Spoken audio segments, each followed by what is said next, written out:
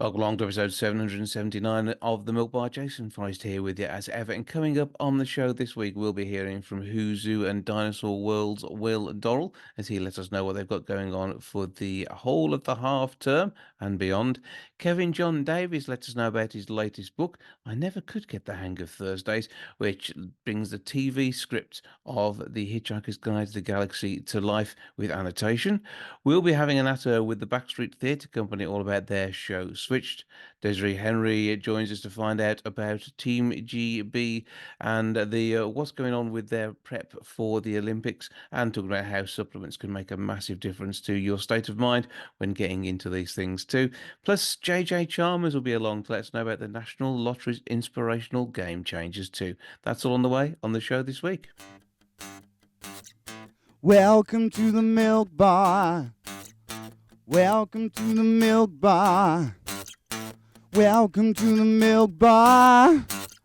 Welcome to the Milk Bar. Welcome to the Milk Bar.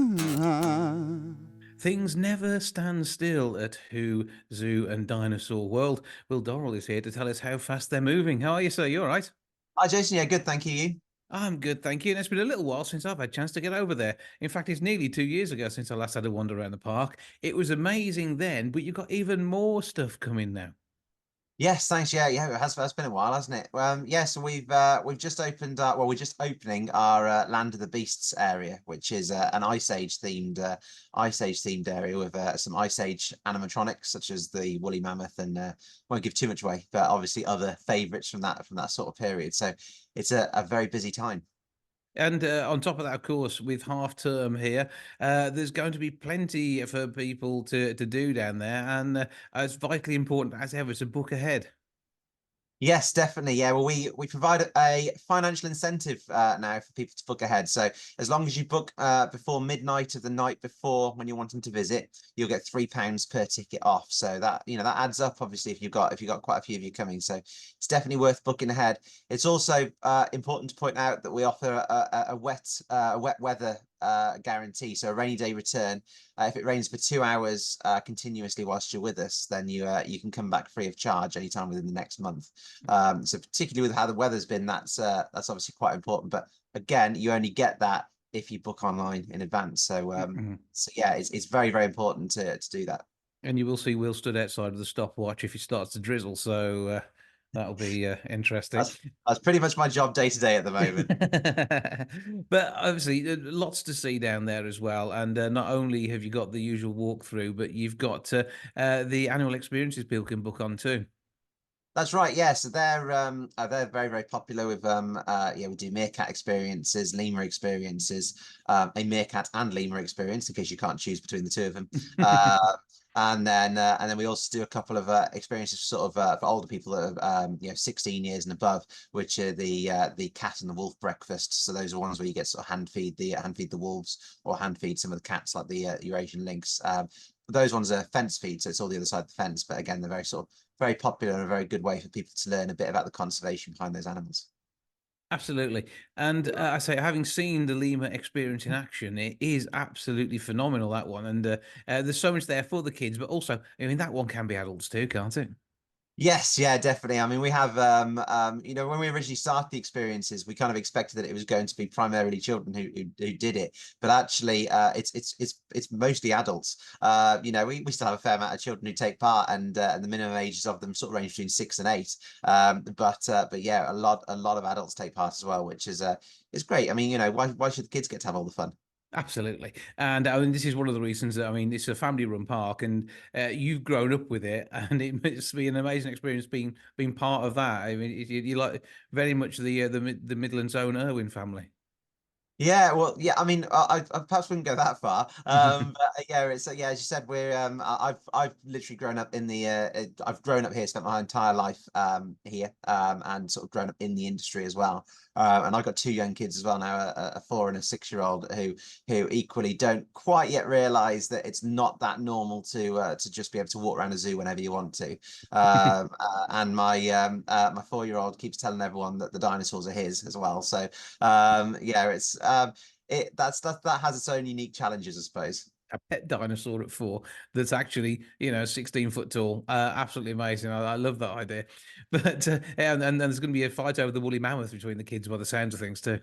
Oh yes, they've already had that discussion. And yeah, it's like I said, it's a challenge at times, making them realize that that is not normal. But yeah, it's a little bit different anyway. It's normal in the Dorrell family, which is what counts. So, so you've got an amazing site down there, and if people do come down, obviously there is everything you need for a full day out. Yes, you can bring a picnic. In fact, I did last time I went, just because my nephews are a nightmare to try and get to buy food anywhere unless they've got the menu 3 weeks in advance.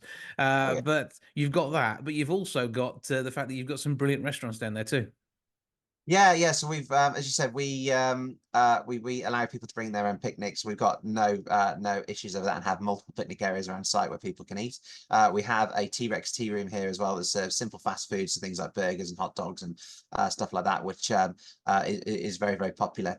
And then equally, there's some quite nice sort of pubs and cafes, only sort of like a mile or two from us, and you're welcome to leave and come back throughout the day. So we really kind of try and make a point of making it as much of a day out as possible. The majority of people who come to us will spend between 4 and 5 hours here. We really sort of try to pack that day full as much as possible. And I think even at 4 and 5 hours, you're just skimming the surface because you can do all of it and so much more at a nice, relaxed pace. Sit down, enjoy it. Everything from the lorikeet enclosure through to all the rest of the animals that you see, civets and the like. Because you do like your big cats, don't you?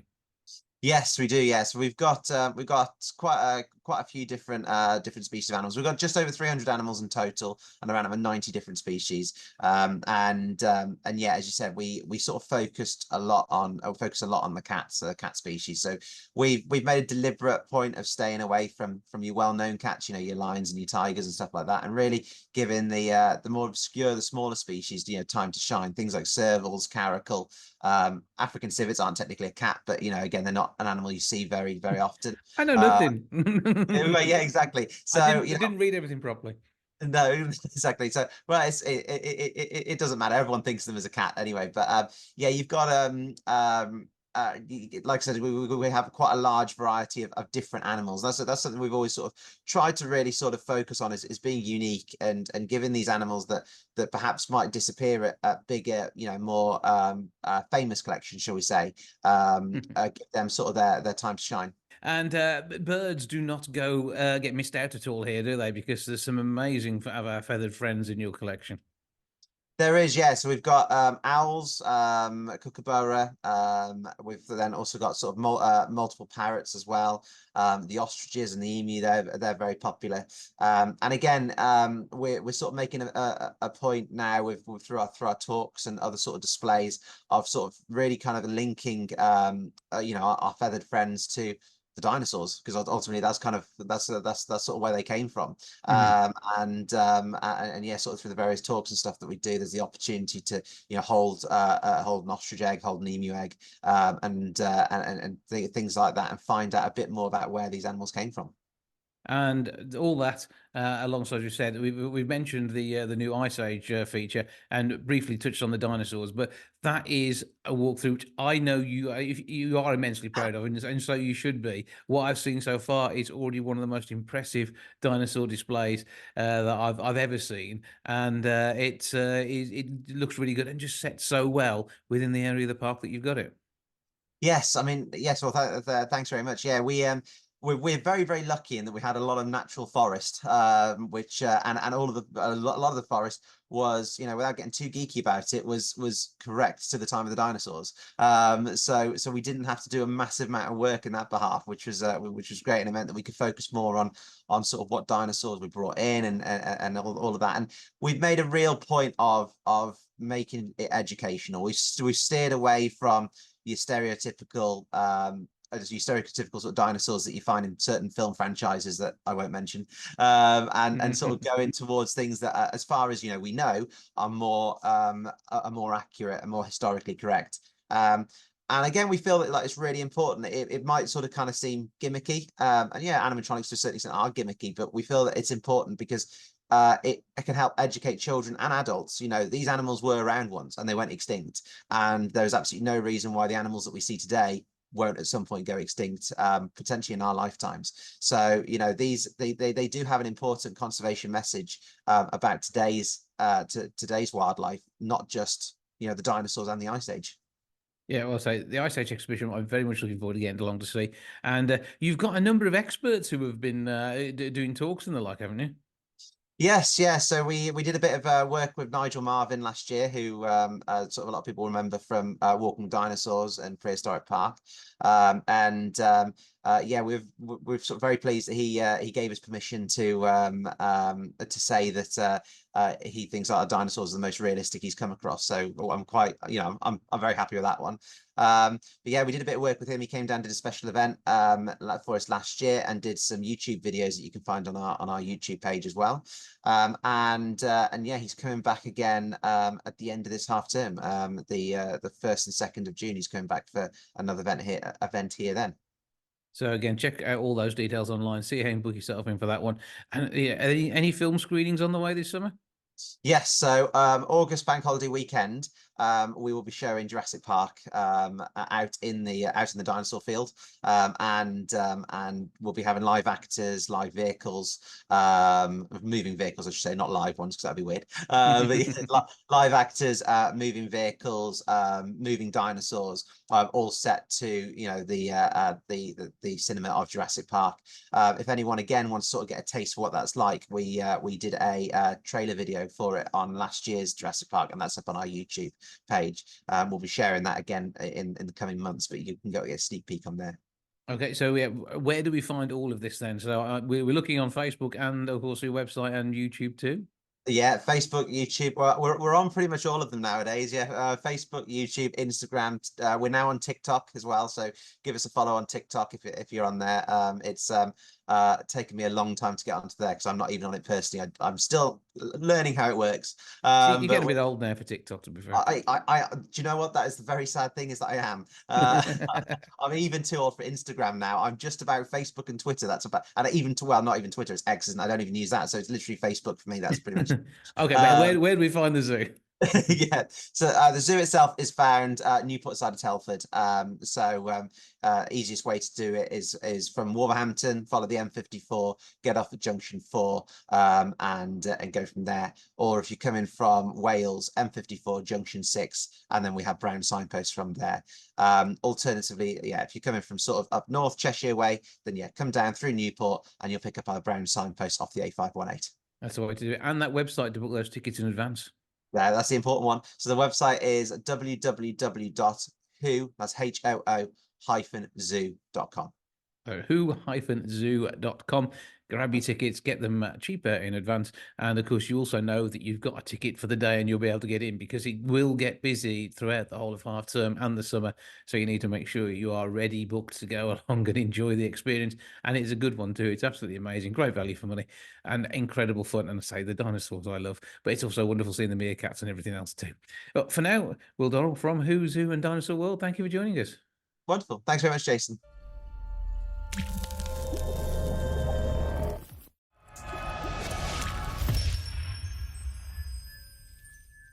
Backstreet Theatre are back in action when they bring Switch to the stage. It's where the Backstreet Boys become the Backstreet Girls and vice versa, with some amazing music along the way. I have 4 of their number to try and explain more, as they are going to be on stage on the 12th and 13th of July. Hello, gang. Hello. Right, we'll work this way along. Who have we got and what do you know what you're doing in this yet? More or less. Okay, yeah. So what's your name? It's Craig. That's a good start. And what songs are you performing and what sort of characters are you taking on? Little Mermaid, stuff from Wicked. It's a good varied amount of music. It's nice to take on the female roles as a male. Yeah, because I mean, Ariel songs are fantastic, aren't they? God, yeah. Who doesn't love Disney? No, so you're having a magical time. Oh, God, yeah. So that's going to be good. And have you found any notes you can't hit yet? More than one. I know. Have they adjusted the keys for you? No. No. Okay, tight underwear? Definitely. That'll be part. When you get the costumes, you'll know. 100% tight underwear. That will work. Superman. Every time, right? So you are, and what are you going to be doing? I'm Laura, and I play Sherry. So it's basically following my story, going through. a new theatre company and deciding what I want to do. Yeah, because I mean, this is going to have a lot of script Yeah. that's been put together for this Switch show, which is unique to you. Yeah. And then a load of great songs have been selected around it, but you get that journey. So, what's your take on all these people that you meet along the way then? I'm just like in awe of them all. I just want to be like them. I think they're like amazing. So I'm trying my hardest to try and be like them. So, Ariel is going to be an inspiration to you? Ariel is going to be an inspiration. Even with 5 to o'clock me. shadow? Even with 5 o'clock shadow. Okay, that's going to work well. Someone to look up to. Well, yeah. So, trim your nose hair. But what do we have next, please? Hi, I'm Gail and I play the director of the Switched workshop that the show is based around. And so, how do you, to give a take on this, so do you explain during the show why you're doing it, or is that part of the mystery?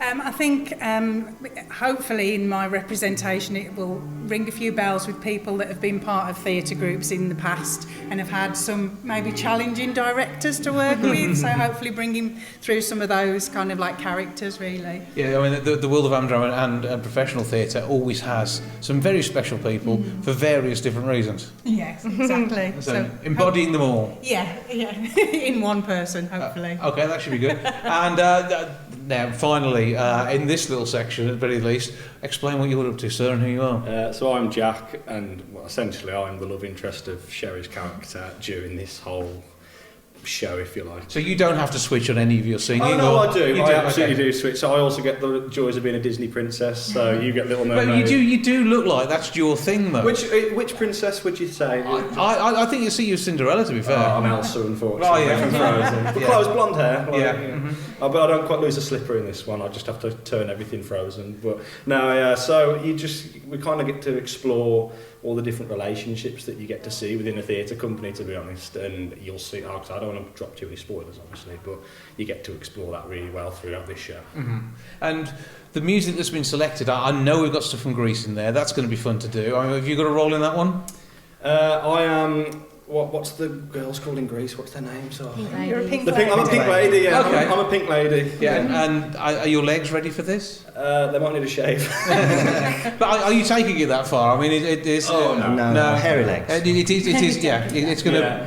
It's not like we're becoming women and the women are becoming men. Like we are playing men, but we're just singing the women's songs and vice versa. So we're not kind of trying to make it out that we're women. Not at all. No, because you'll keep your drag for other times. Oh yeah, definitely. Yeah.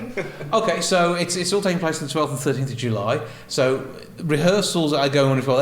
Rehearsals are happening the other side of that door, even as we speak. Yeah. And have you had favourite bits of the show so far as it's come together? Who wants to take that one first? Yes. Okay, we can't shut him up, right? You can't shut me up now. The Disney princess medley. I know we both mentioned it already, but it's been put together by our MD. Like it's not something that's like out there for people to do. Like he's written it himself, and he's allowing us Him and his brother have put put it together. Yeah, and it's he's allowing us fantastic. to, and it's such a fantastically well put together number. And when we Just were get to have rehearsing, fun, don't it's we? just going to be so much fun to do. So that's for me anyway. And of the girls who don't get to be boys, I mean, what is it that really stands out for you during this?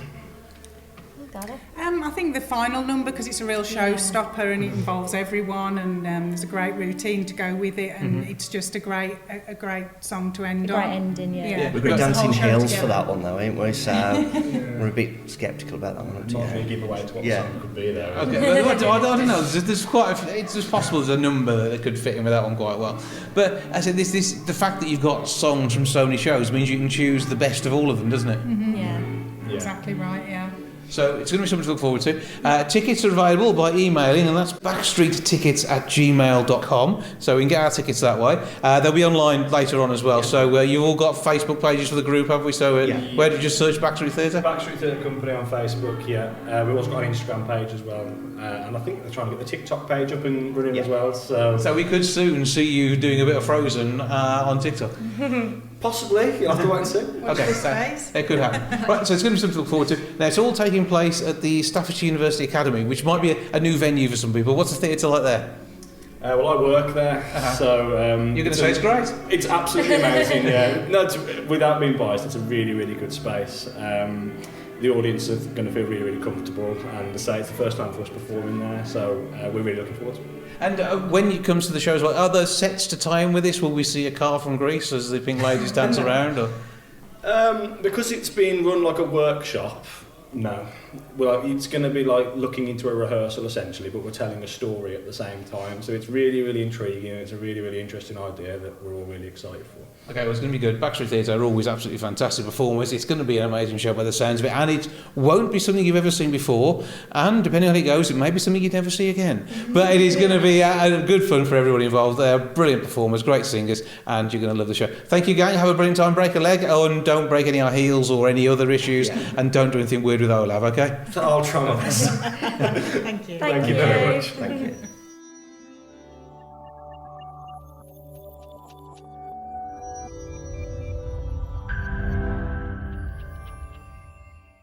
Now, fingers crossed, there'll be lots of golden moments for our athletes at the Paris Olympics this year.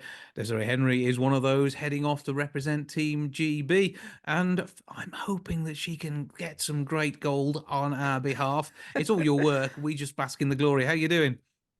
No, I'm doing fantastic right now. I absolutely love that introduction too. And I'm looking forward to the games, of course. But I guess for me right now, step one is actually qualifying and making the team. That actually happens next month.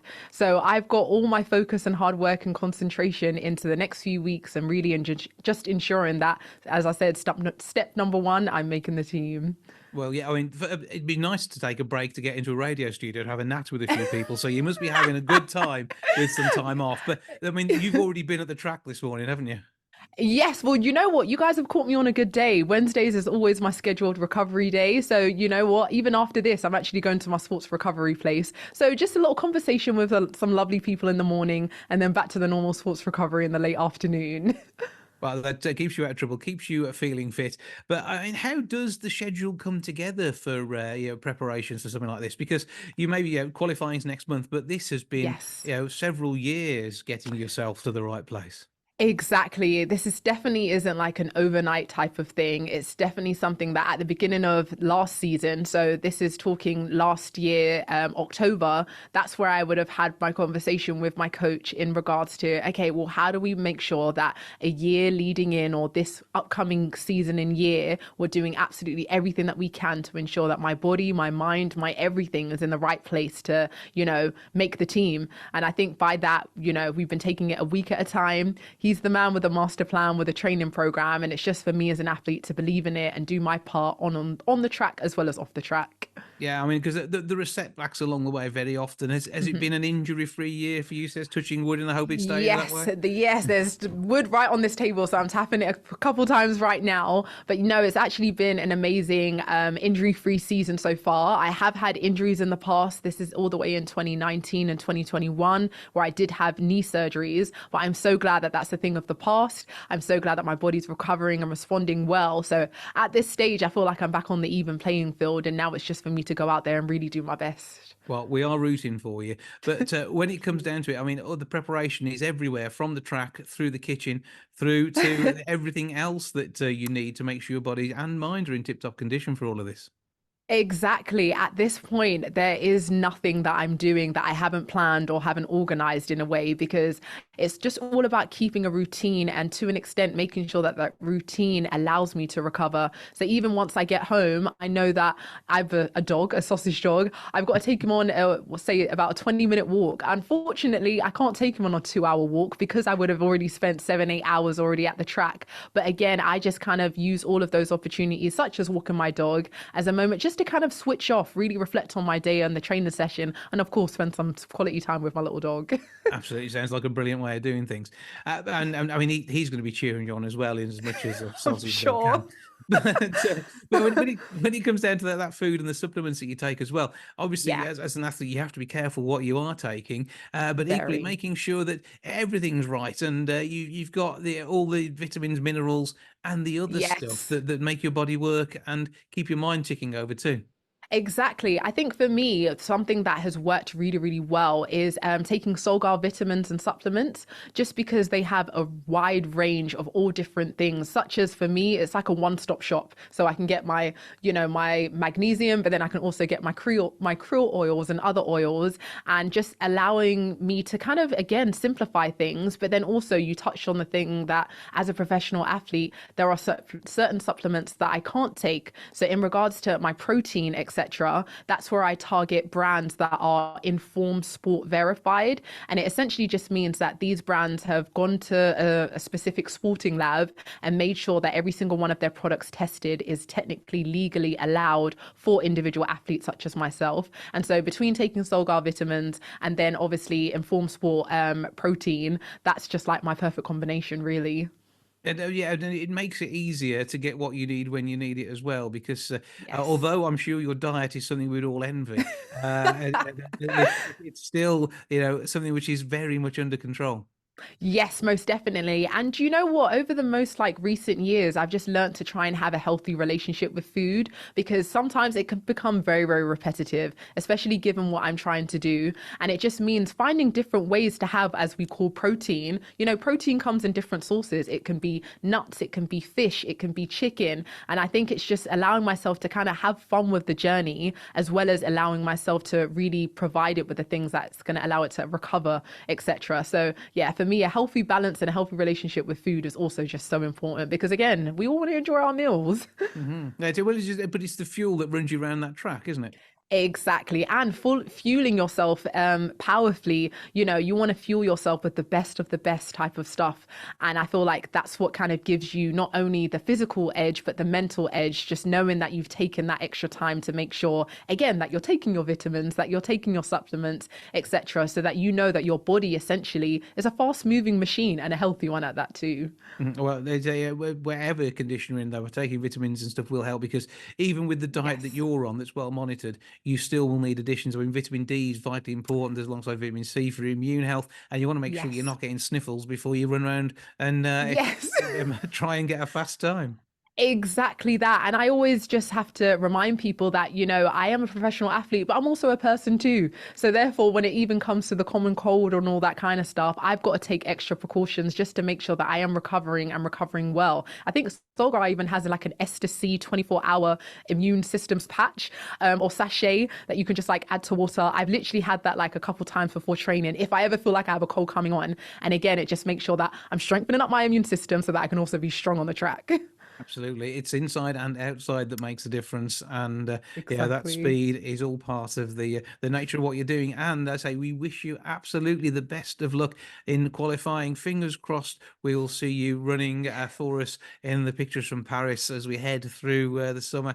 And, it's all about the experience as well, because being a part of that Olympic village, that's going to be amazing. Yes, exactly. And I think that's the whole thing. It's not just being able to be on the track and represent yourself. You're also remembering that you're representing your country, you're representing your nation, and even being amongst other Olympians from all different walks of life and literally all around the world is such an amazing experience being in that village. Again, I like to describe it as being in a forest in a way where you never know what you're going to see. You've got the tallest of tallest athletes there to the smallest gymnasts there. It's just amazing to experience and see. And I just hope that it motivates and inspires whoever to just kind of know that there isn't a particular mold as to what an Olympian looks like, and you too can be one as long as you work hard for it. Look in the mirror, get yourself into shape. You could be that next runner. You could be already, as Desiree is, an Olympic bronze medalist. We know you're doing everything you can within your power to get that silver or gold. We're happy even if you get the bronze, to be fair. But however that success comes, we are looking forward to seeing your name up there on a scoreboard in some way or form. So if we are looking at improving our vitamins and minerals in our diet, where can we go to? Yes, so you can actually go to the solgar.co.uk website. There they have quite a lot of blogs providing information as to, what vitamins and supplements to take, and ultimately how it affects your body and affects your well-being. So that's where you can find some more information. Desiree Henry, have a great time. Fingers crossed in Paris this summer. And we look forward to you representing Team GB again, as long as those few moments come together on that track and you get to qualify for us. There we go. Thank you so much for your support. I really, really appreciate it. And I just realized we haven't done the website, so I'm going to go back and we'll edit this in. So I'll just say,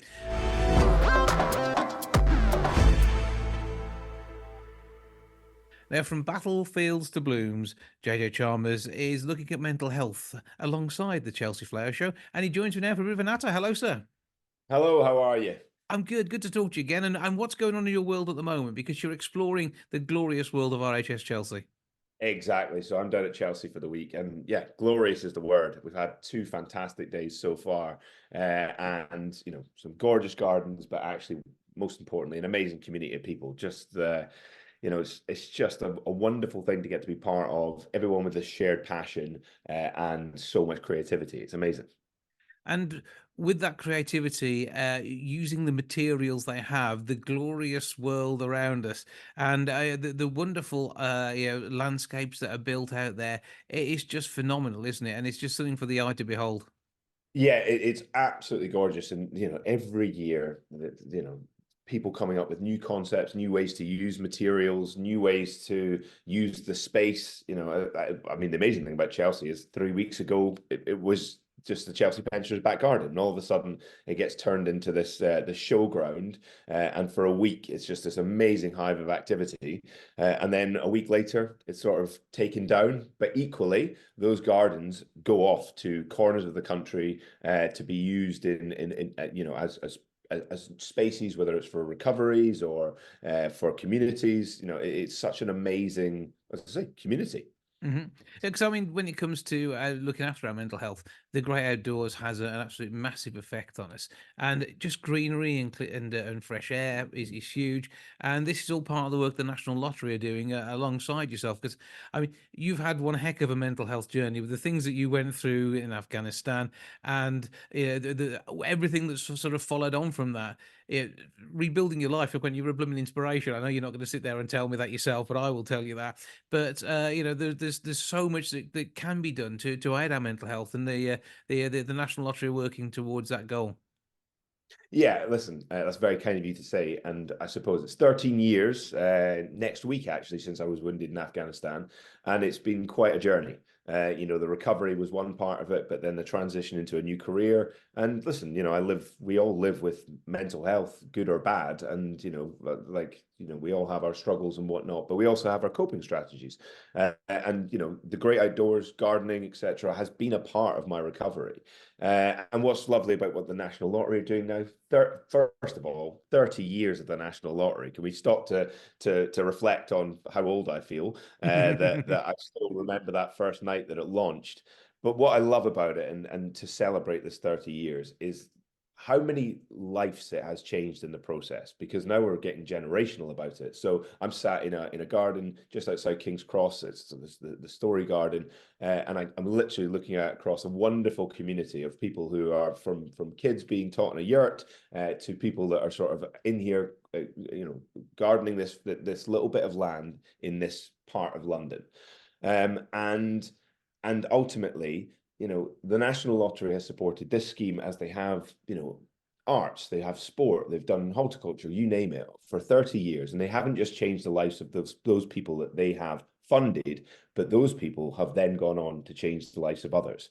And so we want to try and find 30 inspirational people this year who are game changers in their community. They've been supported by the National Lottery and they've gone on to support others. So we'd love people to nominate those heroes who do it for selfless reasons, let's be honest, but actually it's their chance to get the recognition that they deserve. Yeah, and mental engagement, whatever it is that is helping people to help others, and okay, there's been thousands of millionaires made by the lottery now, but that's not the only way it makes a difference. I want to be on that list, but I'm quite happy being on the other one because there are community projects across the nation. You've probably been involved with the National Lottery and never even realised it. That's such an important thing, as you probably never even realized. I mean, we're going to watch our Olympians and Paralympians go to Paris this summer, and they have all been supported by the National Lottery, and they are perfect game changers. It's not just about them winning their medals, but it's the impact that they then have in wider society. But actually, it's not just about those superstars, it's about those very ordinary people who do extraordinary things on a daily basis that ultimately we want to try and give one of these wonderful trophies to, that classic "it could be you" cross finger that we all sort of know so well for the past 30 years. We'd love people to nominate those unsung heroes and for them to get the recognition they deserve. Absolutely, and it'll help them do even more great work, and that's the other good thing too, isn't it? Yeah, and listen, again, the types of people we're talking about it do for their own selfless reasons, but when you're given the recognition, all they do is double down and do more. So you know, you're listening right now, you will know somebody like that. And we would love you to head over to the National Lottery website, get onto the Game Changers tab that's on there, and nominate that person, because yes, they will get the recognition they deserve, and then ultimately they will continue and double down their efforts to do even more. So give us the full web address then. Where are we going to? So you're heading to the lotterygoodcauses.org.uk, and then you want to find /Game Changers, the Game Changers page that's within there. You've got until the 17th of June to get those nominations in, by midday, I should say, as well. So make sure you get those in. And again, we're looking for 30 people. We'll end up with thousands of nominations, and all of them are winners, because ultimately they're the type of people that are making the world a better place. But 30 of them will be recognized for this big 30th anniversary. Well, that's going to be good to see. Great to see so many people receiving an award off the back of what they're just doing as day to day, but actually really is making a difference to so many. Absolutely, that's it. It's people that are ordinary but do extraordinary things. Well, you're going to have an extraordinary time down there at the Chelsea Flower Show. Enjoy the rest of your tour of the gardens. Have a fantastic time, JJ Chalmers. Thanks for joining us. Thank you very much. Now, Sunday Times #1 bestseller, which is a phrase I absolutely adore. Kevin John Davis is with me now. We're going to have a little bit of an answer about a forthcoming book and more stuff too, but we'll do a bit more explaining on his role in a magical universe as well. Last year, we saw him hit the top of the charts with 42. This took a little look at some of the world of Douglas Adams and some stuff that many a fan will not have seen before. And he's with me now to explain exactly what he's been up to. All right. It's nice to see you again, Jason. Good we'll to have to see you meet one too. day in person. We keep doing this virtual thing. Yep, that'd be good. Maybe on a tail day. We can dig out the Yeah, 25th of May and try and find somewhere to be. Busy towel day yesterday. Yeah, you're surrounded by towels even as we speak. I was. There's my original 1985 towel, which was by a company called Beer Davis, no connection to me. A guy called Eugene Beer, who was a friend of Douglas's, a PR man, thought it'd be good to manufacture some towels. And he tried to sell them to Marks and Spencer's, but they went, "Oh, we don't do that sort of thing." So he marketed it himself, and it was a great thing. And if they come up on eBay nowadays, they're worth up £200 or £300. You can't get hold of them. It's woven. It's the text from the first novel about towels woven into the actual material. And then this other one, because I'm wrong shoulder. Confused. That one is like a bar towel from the 2012 stage tour that Dirt Mags did. I saw it in London, though, and very much enjoyed it. Yeah, no, it was great. And Dirt Mags is a good friend and a brilliant radio producer, director, adapter of scripts.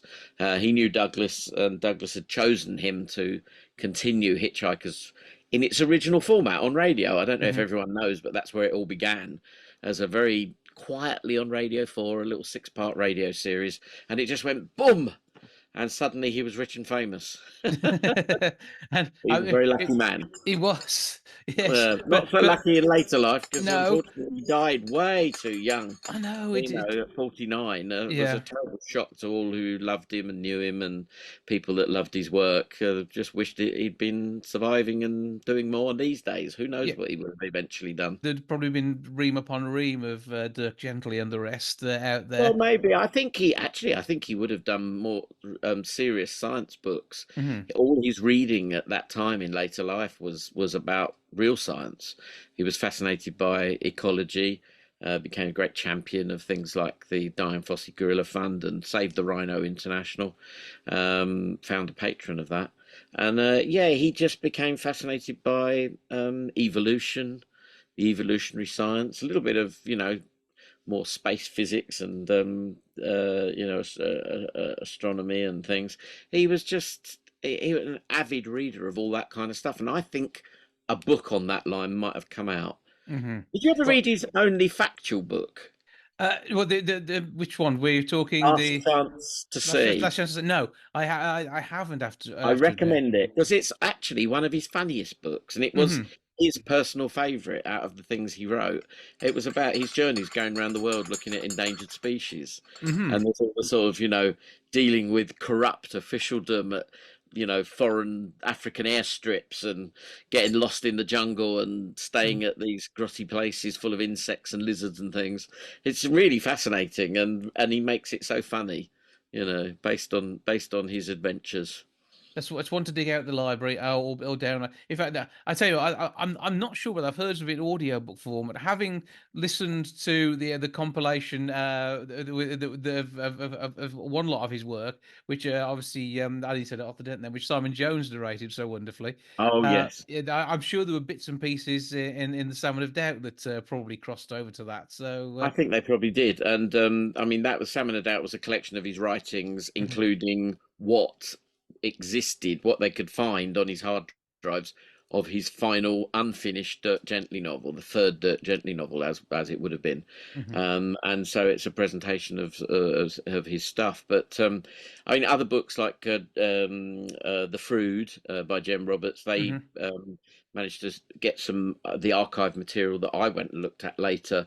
He'd published some stuff in the back of like appendices in the back of his book about Douglas and Hitchhiker, and then they sent me, because I knew Dirt Mags, and he asked me to go and look at the archive for the final radio show of Hitchhiker, which was based on the sixth book, the official continuation of Hitchhiker by Owen Colfer, which had a mixed reception, let's be honest. I have to. I did say, because I've had a chat with Owen about it shortly afterwards. Yeah, I love Owen. He's such a nice guy. Really lovely fella. And Yeah. I have to admit, I didn't settle into reading the book, but the audio book with Simon Jones doing it, and then the the series that Dirk made from it as well. Yeah. That brought it to life for me, and it fell into place then. I loved Simon's version of Zaphod, and Simon, who's not a natural casting for Zaphod, let's be honest, but his Irish accents that he did for the Irish characters, just very funny. And yeah, Simon's a great bloke, and I haven't been in touch with him for a while.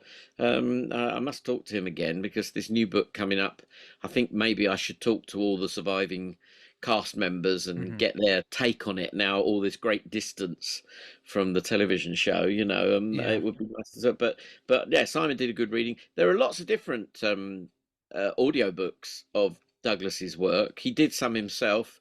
Various actors did them. Stephen Moore did an abridged version, which I quite like the bits I've heard. I'm not a completist in a way. I'd like to be. I don't think I have deep enough pockets to buy every version. I mean, I've got a friend, Dave Haddock from ZZ9, the official fan club. Dave a few times. Dave is great. He collects the novels in every language possible from all over the place. And and I've now got to say, because he found one more. If you discount English, it's been translated into 42 different languages. That's the good. original books, and so that's extraordinary. The number keeps coming back. Yeah, it's just great. So no, Douglas has an international audience, which now that we're crowdfunding, if you go to unbound.com, you'll find the pages for last year's book, which is a treasure of his archive, and the forthcoming book, which will be out sort of probably October next year, is roughly what we think, which is the I never could get the hang of Thursdays, we've called it, to give a little catchphrase, which is something Arthur Dent says at one point in the Hitchhiker's TV series, and that's what it's going to be. It's going to be a book about this. The last remaining long-form Douglas Adams material that's never been published is the television scripts. And this is the cover I designed for the script of episode 5. It's, as you can see, that's how much there is. And that's just episode 5. That's just episode 5. We're talking a good inch and a half, 2 inches thick of paper there. Well, you think this, I mean, this book, when it came through the letterbox, it went crunch, and I hope there were no pets sitting underneath it when it arrived, because it's a beast. Weighty toe. It's very much a coffee table book, isn't it? It really is. You could just screw 4 legs on it and make it into a coffee table, I reckon. But it's the facsimiles of Douglas's work from cradle to grave. It's all his actual notebooks, notes, script drafts, and terrible handwriting and awful typing. He was the world's fastest two-finger typer, said his brother. And they could hear it rattling in the room upstairs at the family home where he typed it down in Dorset. And I'm going down there in a couple of weeks, actually. I'm going to do the Sturminster Newton Literary Festival, which is in the area of where Douglas's family, quite a lot of them still live, around that neighbourhood in that part of Dorset. And Douglas used to sort of go for early morning runs up and down the country lanes to try and, you know, get it out of his system. And because he's very sedentary lifestyle, sitting there typing. You know, he had local jobs in the area. He once crashed a tractor as a youth and broke his pelvis in a local business there. And he used to sit there in his room, and his brother James said to me, oh, he used to stare out the window.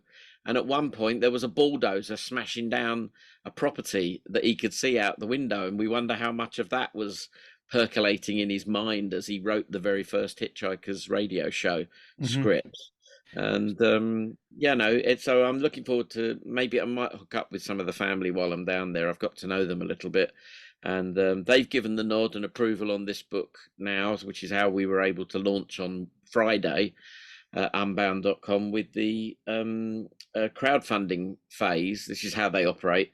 So if you want to pre-order the book and get your name in it, maybe, and things like that, go and take a look at unbound.com and just look for something called I Never Could Get the Hang of Thursdays. And there's a whole description there and some rough mock-up. They're only mock-up pages at the moment, but essentially what you're going to get is those scripts annotated by me, with little anecdotes and stories, little bit of factual information. I did it for the DVD. If you've got the television series of Hitchhiker from 1981, if you have either the 2002 or the 2018 DVD releases, there are optional subtitles that you can switch on and off.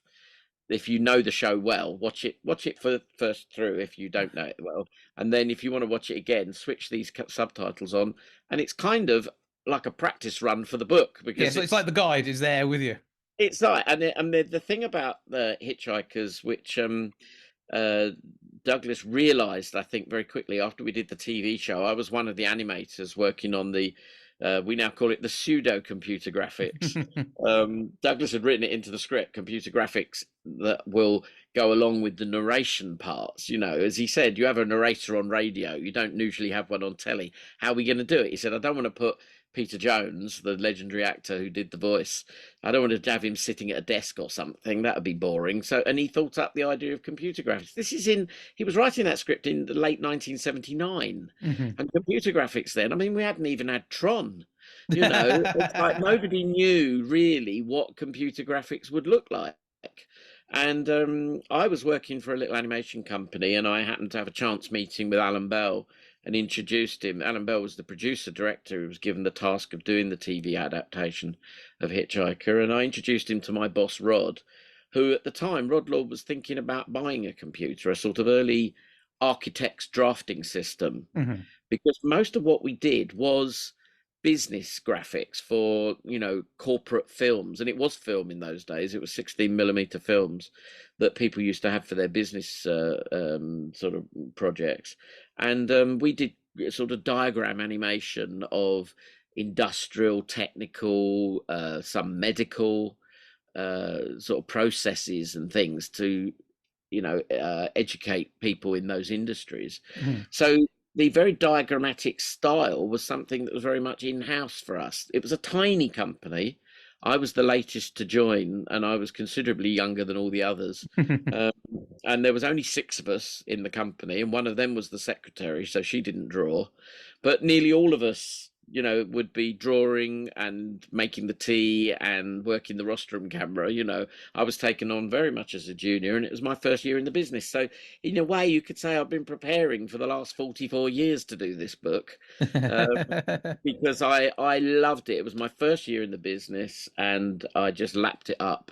I already loved the radio show. I'd already met Douglas. I'd interviewed him for a fanzine. And so I got to know him that year a little bit, you know, because he would come and go. He'd visit us at the animation studio. We were an outside company from the BBC. BBC graphics department got a bit sniffy because they'd quoted to do the job. I don't think they were really set up to do it. I mean, Yeah. they would have probably ended up farming stuff out. But Rod wrote a sort of 5-page letter, which I'm hoping to put in the book, which detailed how he would do episode 1 based on the first script, which is all we had. And that was in January of 1980.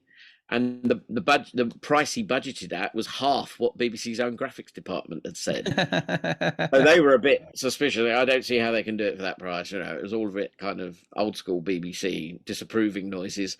But once they saw the test piece that we did of the first half of the Babelfish sequence from episode 1. You missed the word iconic, Babelfish. No, well, it is now. I mean, at the time, we didn't know, did we? We were just pitching in a way. I mean, I think Alan was very keen. He liked us and Rod, and but he brought Douglas along early one morning to see the first half of the Babelfish sequence. Just mute, nothing fancy or anything. Paddy Kingsland hadn't added his radiophonic music and sound effects, all the type running in, going biddy biddy biddy biddy biddy.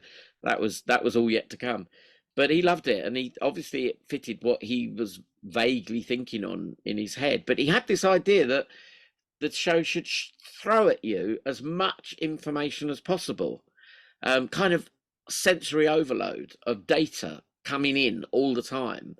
A lot of it extraneous and nonsense, but it was, in a way, it was the first ever TV show that was designed for people that could freeze frame on their video recorders. In those days, video freeze frame wasn't terribly good. Remember, it was a little bit wobbly.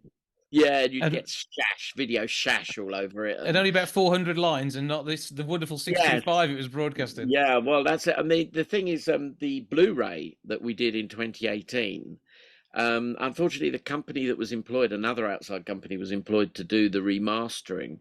They were used to remastering film, and I can't go into the technicalities of it, but it is quite complex.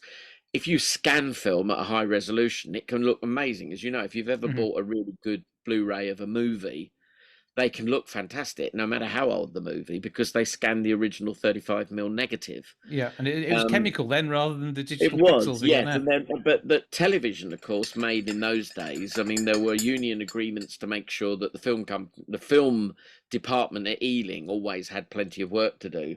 There were union agreements that a certain portion of the program had to be on film. Now, Monty Python used to make great play of this. They did a sketch about a guy going from the video studio set, going out the door, and suddenly he's on. Wait a minute, I'm on film now. What's going on? And then he'd step back in. So they made a whole thing of that. Well, us old Doctor Who fans, and classic television fans. I mean, I have Talking Pictures TV is on the telly all the time. We're always watching old telly. But I love all that, and I get it. I understand where it was all coming from. But a lot of people don't quite understand, and some people just can't see it. Some people can't see that, all the location stuff and anything that was shot at Ealing Studios was on film cameras, 16mm film, and then all the internal sets generally were studio bound, where you had cameras on pedestals moving around, very traditional, much more theatrical style of program making. And it always baffled me that some people couldn't spot the difference, because I think from a very early age I could see what was going on. So that's the problem, is that when you then go to remaster something, it's difficult to deal with the standard video 625 lines quality. But now we've got AI and we've got enhancement software, and things can be done. In 2018, it wasn't done very well, I have to say. As an outsider, as a freelancer, I can point fingers at the BBC and say, you got the wrong people. But maybe those people now know a bit more about it. I don't know.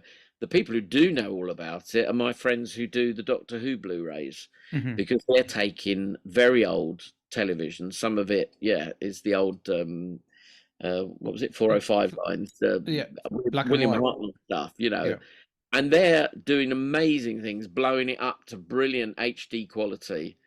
And also Mark Ayres, who is a great champion of the Radiophonic Workshop, and who worked on Doctor Who back in the 80s and wrote music for it.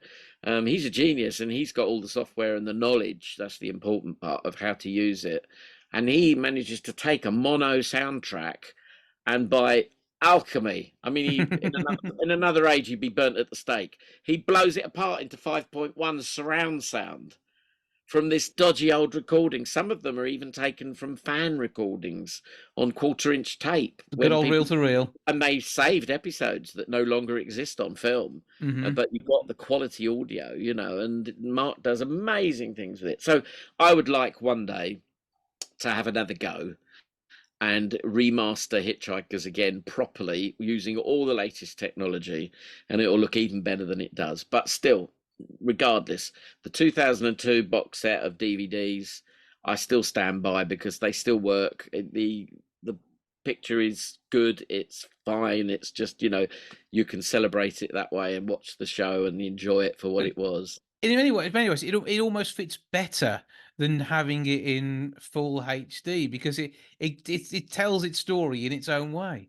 There is a psychological thing of like knowing, it's very, I don't know if you find this, but it's very easy to look at something and go, oh, I can see what era that television program is from. You can make a pretty good estimated guess of a bracket of so many years and say that looks like late 60s and this looks like late 70s and oh, that's definitely an 80s program. When now, since we've gone post-millennial, in the last sort of 20 years, it's getting hard now to pick it apart and say, when was this thing made? And in the end, it's going to come down to music, sort of styles, clothing, mullets, fashion, you know, generally. It's actually quite difficult to see how the picture is dated in the last 20 years. Especially now that we can preserve things and keep them digital and sweeten them up and make them look amazing. So that's a long-term thing. But the book, this new book, I'm hoping will celebrate how it was done back then. But you'll be able to read it in HD as well. That's the thing. Yeah, that's right. Yes, yeah. I mean, in this one, I mean, some of the pages were a bit tiny, so we did do transcripts. You know, some of the writing, I thought, well, especially the handwriting, we'll have to transcribe it, and so we put it in plain text to help people read it better. But it's quite nice going through his handwriting, trying to work out what he said, especially when he scratched things out. But there you go. But for the TV one, yeah, we're going to do that. And the other thing is, I've got something else here, is explaining techniques like how we did that. This is the actual Hitchhiker's Guide to the Galaxy you're holding. It's not the one in the TV show. It was made just a couple of years later, struck from the same mold. Yeah. So it's an identical copy. The buttons are just tiny bit different, but that's a very nitpicking thing. Only a fan would know that.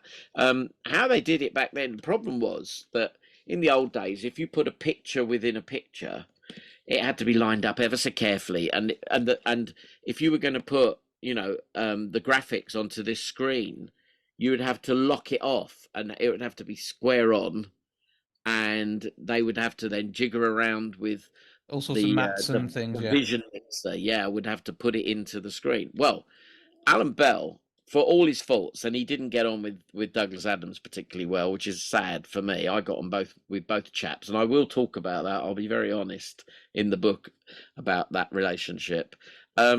Alan was very keen to push the envelope, and he had a very good visual effects man, Jim Francis. Both chaps have passed on now, sadly, but I've got interviews with them from when I did it back ages ago, so I can quote them. They wanted Arthur Dent to be able to hold the book and to move it around, and the picture would still be on the screen.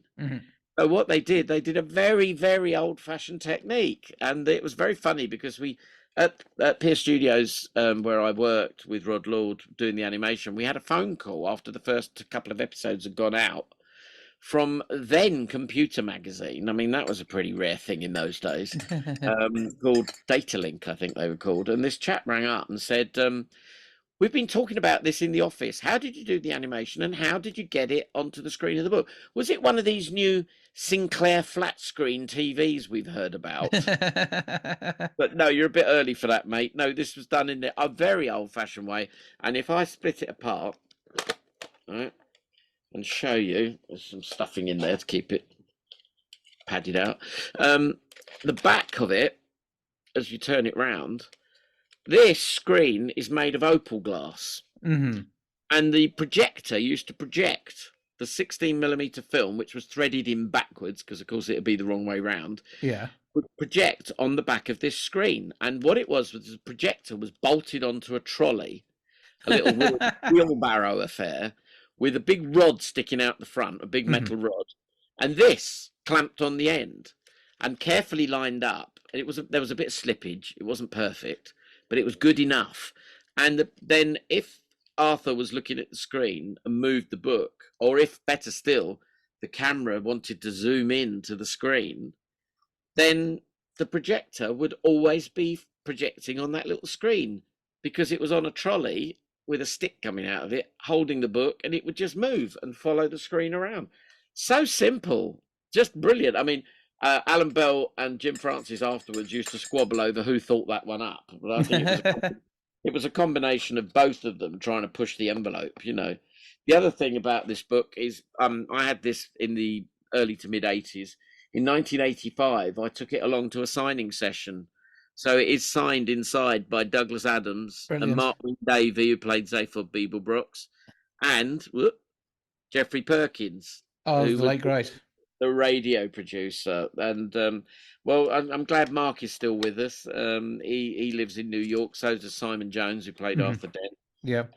Mark teaches drama and directs as well. And Simon Jones is he was in a thing just more recent years. He was in a thing called The Golden Age. It was like the American New York version of Downton Abbey. Oh, right, yeah. Yeah, he was playing the sort of Carson the Butler role, the very British butler in the New York of 120 years ago. So I recommend that series. I quite enjoyed that, and he's got a nice little role in it. And I mean, he did play King George what would it be, fourth, fifth, in Downton Abbey the movie. Yes. Because he had that very tailored, slightly pointy white beard, but very distinguished when he was doing it. And he said, "Oh, I'm doing the Downton Abbey movie." He couldn't say what, and I thought, I think I can guess just by looking at him, you know. But no, he's a good chap. So anyway, I want to tell all the stories from behind the scenes in this new book. Well, you've given us, number one, quite a reading list anyway. Number two, we know there's a book which is going to be probably about 12, 14 months away, which we're absolutely going to need. Yeah. So give us all the details again on how we sign up to be part of the early adopters. It's going great. I mean, it launched at 4:00 on Friday, and I don't know what the current amount is, but I'll just have a quick look and see if we can find out. It was well over 62% last time I saw. Give me a moment. Sorry, tech. Technofear. And this is not back projected onto your phone. It is actually really No, isn't that funny? I mean, we all carry these around nowadays. You know, I mean, it is what Douglas was predicting, really, back in the old days. You know, it's an extraordinary thing. I've just gone and lost the page. Anyway, it's unbound.com. Right. Ask me another.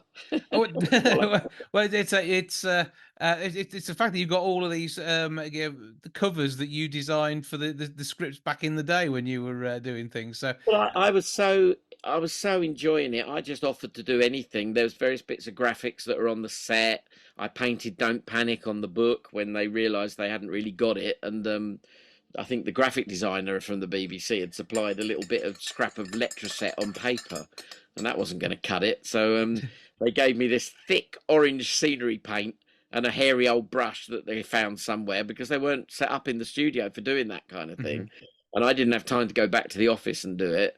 So I just used what I could, and I painted "Don't Panic." And one day it was shown on Pebble Mill. When the program was broadcast, my boss Rod and Alan Bell went and did a Pebble Mill at One interview, which is on the DVD extras. I have watched it. And they did a great big horrible close-up on the book, and I thought, oh no, look at that terrible logo. But it's the best we could do at the time. And also, again, forgiving old school TV, it was good enough. It was what was needed, yeah. I mean, it's like when EastEnders went HD, they had to rebuild Albert Square. It's what is needed at the time. You don't build anything extra, do you? I went on the old Albert Square, and it was, you know, you could see the brickwork was just vacuum formed plastic, and it was peeling at the corners, and they had to keep stapling it back down again and things like that. So the new one, they've used real bricks, I gather. So You know, that's the thing. I'm gonna have to Google this. I can't believe I lost the. I closed it by accident. Let me go to my. If I go to my Twitter account, you'll find it there. If you look for me on Twitter, Yeah. Kevin John Davis, and on Twitter, or X as we now call it, you'll find me there. So and you'll be able to see the percentage. But it's I not would going to be not far off ready to roll, and anybody else added in is just an absolute bonus, isn't it? In actual fact, because last time they did it on Kickstarter, this time they're doing it on their own website. So it's not dependent on reaching 100%, but I'm sure we will. Last time we got 100% on day one. I mean, it's amazing. It's Douglas's name still sells. It still attracts people in that way. I think your name helps, considering your history as a part of this and being Well, I part think of the that's TV show. for the aficionados. That's very kind of you to say. For them, yes, probably, but they know who I am. But I'm not well known. I'm merely I'm sort of what was it, Boswell and Dr. Johnson? It's that kind of thing. I'm the Boswell character. I'm celebrating the awesome work of Douglas Adams. That's my role. I see that the British Comedy Guide gave it a good plug the other day. That was nice of them. We went live to India at one point yesterday as well. So that was great. Right, here we are. So you go. It's unbound.com/books/ so I could never get the hang. I never could get the hang of Thursdays. Got to get the quote right. Yeah. I think there were minor differences between the book, the play, the radio show, the stage play script, the album script, and that. There were minor differences, but essentially it's that. I never could get the hang of Thursdays, says Arthur Dent. So yeah, if you go there, you'll find it. And please do pre-order the book, because it all just helps gather momentum, get interest going, and make sure that it happens. It is going to happen. I'm convinced. I'm not really too worried about it. I know last time the 42 book, it went 700% over its target. So I think we will see similar here. I don't think. I hope. I think I'm realistic. I understand the TV version is not every fan's favourite version. Personally, it's not the film though. Oh, well, that's a whole nother controversial issue. I felt sorry for the film guys when they got a bit of a pasting. There was a very, very strongly worded review written by somebody I know who took it to pieces. But I didn't feel that strongly about it. I just thought the problem was, after Douglas died, they got Kerry Kirkpatrick, who'd done Chicken Run and things like that. He revamped the script and they slightly Americanized it. And the problem is they played with Douglas's words. He's finely crafted written words, the sentences, the musicality and the dialogue and everything. They were trying to shorten it because it's there's bits of felt rushed, and I think if you hadn't seen proper versions of it, then you wouldn't have known. But you needed glory. And I think in those like jokes.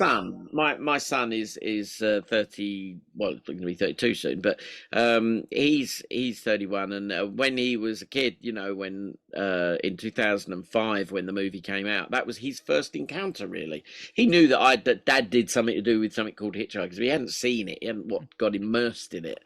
So that was his version. And young people and people that had not encountered the title before seem to enjoy the movie more. And the fans who have died in the wool, fans that loved the radio or adored the books, and or whichever version you first came to it, the stage play or the record album, which was a whole different recording to the radio show. That's a whole sub story.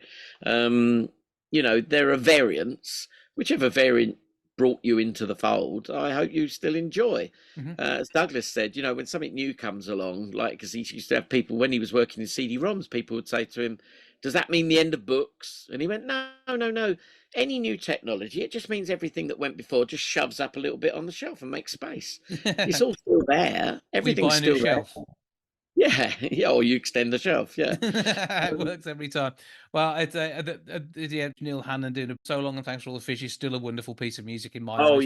However you look at it, that was a lovely. I enjoyed that opener as well. Yeah. So that was wonderful. But I'd say the TV series was how many people will have visited this first in the 80s, and whether Those of us who sat there with the transistor radio at the age of probably about 6 or 7, listening to this strange thing on the radio and being amazed and enthralled by it, though, have all got different entry points.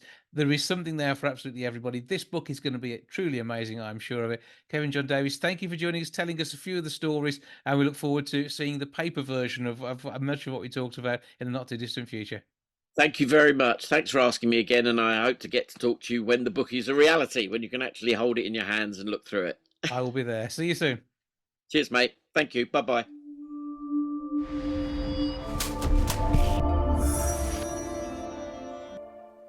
That's it all for this week. Thank you so much for joining me. Back with episode 780 next week. I'll see you then. Ta-ra for now. Goodbye from the milk bar. Goodbye from the milk bar. Goodbye from the milk bar. Goodbye from the milk bar. Yeah. Goodbye from the milk bar. Yeah.